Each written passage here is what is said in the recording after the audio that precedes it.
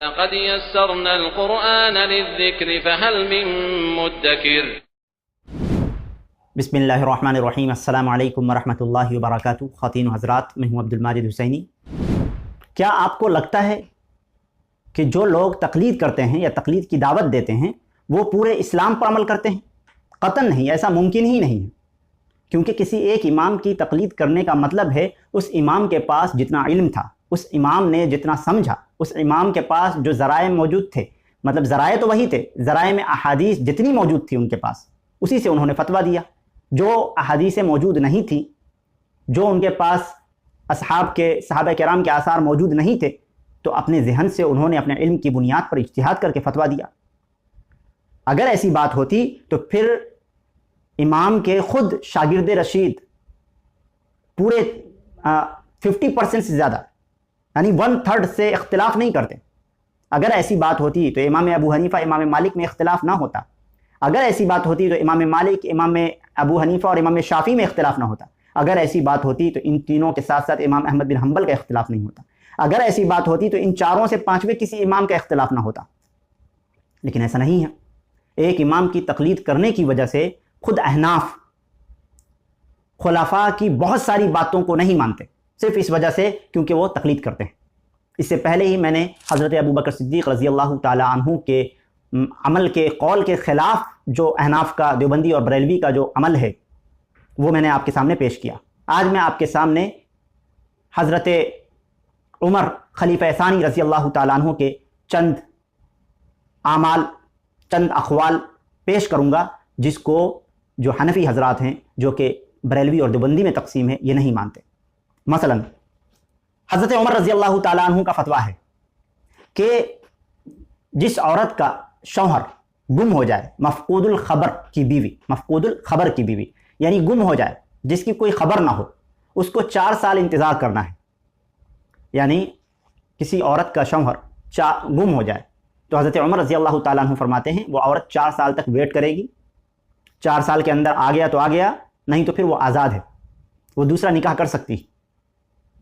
یہ کون ہے؟ حضرت عمر رضی اللہ تعالیٰ عنہ کا فتویٰ ہے۔ لیکن بہشتی زیور مولانا اشرف علی تھانوی رحمہ اللہ، وہ حصہ 4 صفحہ نمبر 28-29 میں فرماتے ہیں کہ تو وہ عورت یعنی مفقود الخبر کی عورت اپنا دوسرا نکاح نہیں کر سکتی، بلکہ انتظار کرتی رہے کہ شاید وہ آ جائے۔ جب انتظار کرتے کرتے اتنی مدت گزر جائے کہ شوہر کی عمر 90 برس کی ہو جائے، شوہر کی عمر 90 برس کی ہو جائے تو اب حکم لگا دیں گے کہ وہ مر گیا ہوگا۔ آپ سمجھئے، یہ ہے تقلید کا کرشمہ، تقلید کا کرشمہ۔ اس میں دیکھیے حضرت عمر رضی اللہ تعالیٰ عنہ کا فتویٰ کیا ہے؟ 4 سال وہ عورت ویٹ کرے گی اور اس کے بعد جو ہے وہ آزاد ہے۔ اور یہاں پر فقہ احناف کیا فتویٰ دیتے ہیں کہ وہ انتظار کرتی رہے گی۔ کب تک؟ 90 سال تک کا مرد ہو جائے، یعنی سمجھ لیجئے 30 سال کی عمر میں جو مرد ہے، شوہر گم ہو گیا، 30 سال کی عمر تھی اس کی، تو 60 سال اور وہ ویٹ کرے گی۔ کون؟ وہ عورت۔ وہ 90 سال کا ہو گیا تو یہ عورت، اگر سمجھ لیجئے لڑکا 30 سال کا تھا جب وہ گم ہوا شوہر، اور یہ 25 سال کی، مان لیجئے 25 سال، 5 سال کا ہے پھر مان لیجئے، تو یہ کتنے سال کی ہوگی؟ 85 سال۔ اس کے بعد وہ کیا کرے گی؟ یہ ہے تقلید کا نتیجہ، اور یہ ہے حضرت عمر رضی اللہ تعالیٰ عنہ کے قول کی سراسر خلاف ورزی۔ مگر بعد میں جب یہ مسئلہ سامنے آیا، اعتراضات ہونے لگے، باتیں ہونے لگی، تو پھر علماء احناف جو کہ کیا کہتے ہیں کہ ہم مقلد ہیں ایک امام کے، ہم مقلد ہیں ایک امام کے، یہاں پر کیا کر دیا انہوں نے؟ جب یہ اس مسئلے میں پھنس گئے ہیں بری طرح سے، تو انہوں نے کیا کیا؟ امام شافعی کے قول پر فتویٰ دیا، اور کیا کہتے ہیں؟ حیلہ ناجزہ، نام کیا دیتے ہیں؟ حیلہ ناجزہ، حیلہ ناجزہ کر کے، معاف کیجیے گا، امام شافعی بول دیا، امام مالک کے قول پر فتویٰ دیتے ہیں۔ امام مالک کا فتویٰ یہی ہے جو حضرت عمر رضی اللہ تعالیٰ نے فتویٰ دیا تھا، اسی کی موافقت کرتے ہوئے امام مالک رحمۃ اللہ علیہ نے 4 سال کے بعد نکاح کرنے کی اجازت دی۔ تو امام مالک کے مسلک میں شفٹ ہو رہے ہیں، یعنی یہاں پہ دیکھیے تقلید کو لازم اور واجب قرار دیتے ہیں، اور یہاں پر امام مالک کے قول پر فتویٰ دیتے ہیں۔ کیا کہتے ہیں؟ امام مالک کے قول پر فتویٰ دیتے ہیں۔ یہاں پر یہ بھی ہمت نہیں کرتے وہ یہ کہیں کہ حضرت عمر رضی اللہ تعالیٰ عنہ کے قول پر ہم فتویٰ دے رہے ہیں، کیونکہ یہاں پہ تقلید کا بھرم ٹوٹ جائے گا۔ تقلید کا جو بھرم ہے، تقلید کی جو عمارت ہے وہ ڈھہ جائے گی۔ اسی لیے وہ حضرت عمر کا نام نہیں لیتے یہاں پر. کیا کہتے ہیں؟ حیلہ ناجزہ، یعنی دوسرے مسلک میں شفٹ ہو رہے ہیں. ارے صاف صاف بولو نا، حضرت عمر رضی اللہ تعالیٰ عنہ کے قول پر ہم فتویٰ دے رہے ہیں، لیکن ایسا نہیں کرتے. یہ ایک پہلی مثال تھی. دوسری مثال ایک اور لیجئے. حضرت عمر رضی اللہ تعالیٰ عنہ، یہ جو مروجہ حلالہ ہوتا ہے، یعنی 3 طلاق ایک بیٹھک میں دے دی گئی، 3 طلاق ہوئی، اس کے بعد جو ہے عورت کسی بغیر عدت پورا کیے، عدت بھی نہیں پورا کیا جاتا ہے، اسی میں دوسرے مرد سے شادی کرتی ہیں، 1 رات 2 رات 4 رات جو بھی ہو وہ رہتی ہے، اس کے بعد وہ طلاق دیتا ہے، پھر نکاح. یعنی کہ جو مروجہ حلالہ ہے، یہ جو حلالہ رائج ہے ہمارے دیوبندی بھائیوں میں اور بریلوی بھائیوں میں، ہم نے اپنی آنکھوں سے دیکھا ہوا ہے. اس حلالہ کے بالکل خلاف تھے کون؟ حضرت عمر رضی اللہ تعالیٰ عنہ، اور وہ سزا دینے کے قائل تھے. لیکن اب تو یہ تو بیان کرنے کی ہی ضرورت نہیں ہے کہ فقہ حنفیہ میں، یعنی کہ یہ جو احناف کیا کرتے ہیں اس مسئلے میں، یہ بالکل حلالہ کے قائل ہیں. حضرت عمر رضی اللہ تعالیٰ سزا کے قائل تھے، اور یہ حلالہ کے جائز ہونے کے قائل ہیں. اسی طرح سے حضرت عمر رضی اللہ تعالیٰ عنہ بغیر ولی نکاح کو باطل سمجھتے تھے، مردود سمجھتے تھے، اور ایسا کرنے والے کو کوڑے لگاتے تھے. کون؟ حضرت عمر رضی اللہ تعالیٰ عنہ. بغیر ولی، بغیر گارجین کے، بغیر گارجین کے شادی کرنے والوں کے خلاف تھے حضرت عمر رضی اللہ تعالیٰ عنہ، اور اس کے خلاف فتویٰ دیتے تھے اور کوڑے بھی لگاتے تھے. لیکن حنفیہ کیا ہے؟ فتاوی دارالعلوم دیوبند دیکھ لیجئے، جلد 8 صفحہ نمبر 39 40 وغیرہ پر ہے کہ باکرہ بالغہ، یعنی باکرہ بالغہ یعنی بالغ نوجوان عورت کے بارے میں کہا گیا ہے کہ ولی کا ہونا شرط نہیں ہے، اور اگر کسی نے ایسا کیا تو یہ نکاح درست مانا جائے گا، یہ نکاح درست مانا جائے گا. اب اس نکاح، اب دیکھیے آپ، آنچ آ رہی ہے، چوٹ آ رہی ہے، ماحول خراب ہو رہے ہیں. ماحول کس معاملے میں خراب ہو رہے ہیں کہ آج سے 5 سال 10 سال کے بعد دیکھیے گا یہ فتویٰ دیں گے اور کہیں گے کہ حیلہ ناجزہ کے تحت شافعی مسلک کو اپناتے ہوئے ولی شرط ہے. کیوں؟ یہاں پر بھی حضرت عمر کا نام نہیں لیں گے، جبکہ اللہ کے رسول صلی اللہ علیہ وسلم کی صحیح حدیث سے بھی ہے لا نکاح الا بولی، بغیر ولی کے نکاح نہیں ہوتا. یہاں پر رسول اللہ کی حدیث کے بھی خلاف ہو رہا ہے، اور یہ حضرت عمر کے بھی خلاف ہو رہا ہے رضی اللہ تعالیٰ عنہ. یہاں پر میں صرف آپ کو تو صرف حضرت عمر رضی اللہ تعالیٰ عنہ کا قول اور عمل دکھا رہا ہوں، اسی لیے میں نے حدیث کا نام نہیں لیا، ورنہ حدیث تو الگ ہی معاملہ ہے. اب یہ دیکھیے، میں یہ کیوں کہہ رہا ہوں کہ آج سے 5 سال 10 سال کے بعد جو ہے فتویٰ بدلے گا. یہ مقلدین جو کہتے ہیں کہ امام کی تقلید لازم ہے، فتویٰ بدلے گا، یہ آپ نوٹ کر کے رکھ لیجئے. کیوں بدلے گا؟ کیونکہ یہ فتویٰ کیا ہے، یعنی فقہ احناف میں کیا ہے؟ ولی شرط نہیں ہے. یعنی باکرہ بالغہ، یعنی ایک لڑکی بالغ ہو، یعنی 20-22 سال کی ہو، بالغ ہے، وہ بغیر ولی کے وہ نکاح کر سکتی ہے کسی کے ساتھ. 2 گواہ لے لیا، شادی کر لی. اب دیکھیے یہاں لڑکا لڑکی بھاگ جاتے ہیں، لڑکا لڑکی بھاگ جاتے ہیں، کورٹ میرج کر لیتے، ماں باپ پریشان ہیں، ماں باپ پریشان ہیں اس کے، لیکن وہ شادی کر لیتی ہے. فقہ حنفیہ اس کی اجازت دیتا ہے. یہ حالات بد سے بدتر ہوتے جا رہے ہیں، ماحول اتنا خراب ہوتا جا رہا ہے، ہمارا معاشرہ اس معاملے میں اتنا بگڑتا جا رہا ہے. ولی کی اجازت کی ضرورت نہیں. اب دیکھیے پھر بعد میں جا کر انشاءاللہ تعالی مجھے امید ہے کہ یہ اس فتوے سے رجوع کریں گے اور حضرت عمر کے قول پر فتویٰ دیں گے، صحیح حدیث کو سامنے رکھتے ہوئے فتویٰ دیں گے. لیکن ایسا نہیں کہیں گے، یہ کہیں گے کہ ہم شافعی مسلک پہ اس معاملے میں عمل کر رہے ہیں، حالات کو دیکھتے ہوئے، عرف کا لحاظ کرتے ہوئے. نعوذ باللہ من ذالک. اب آئیے ایک اور مثال آپ کے سامنے پیش کرتا ہوں کہ حضرت عمر رضی اللہ تعالیٰ عنہ حالت احرام میں کیے گئے نکاح کو مردود قرار دیتے تھے.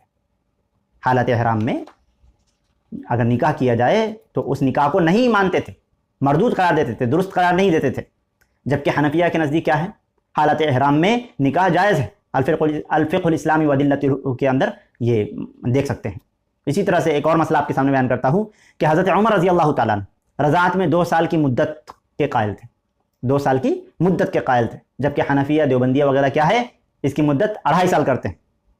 تفسیر عثمانی دیکھ سکتے ہیں، تفسیر عثمانی دیکھ سکتے ہیں، سورہ لقمان آیت نمبر 14 کے حاشیہ نمبر 10 کے اوپر، اس کے اندر یہ موجود ہے کہ حنفیہ کا کیا قول ہے؟ 2.5 سال.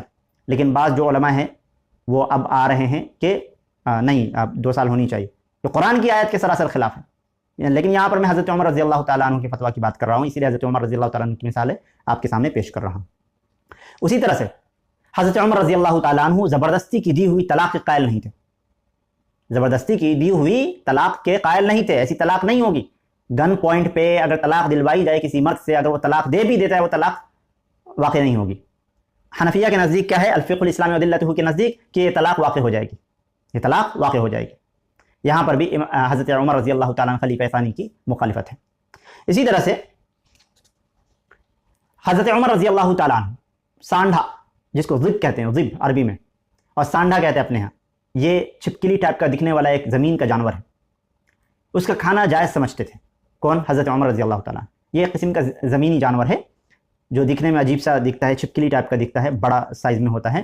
چھپکلی تو بہت چھوٹا سائز کا ہوتا ہے لیکن وہ بہت بڑا ہوتا ہے، جبکہ حنفیہ اسے مکروہ سمجھتے ہیں، بلکہ ایک قول کے مطابق تو یہ حرام بھی ہے، بلکہ ایک قول کے مطابق حرمت کے قائل ہے۔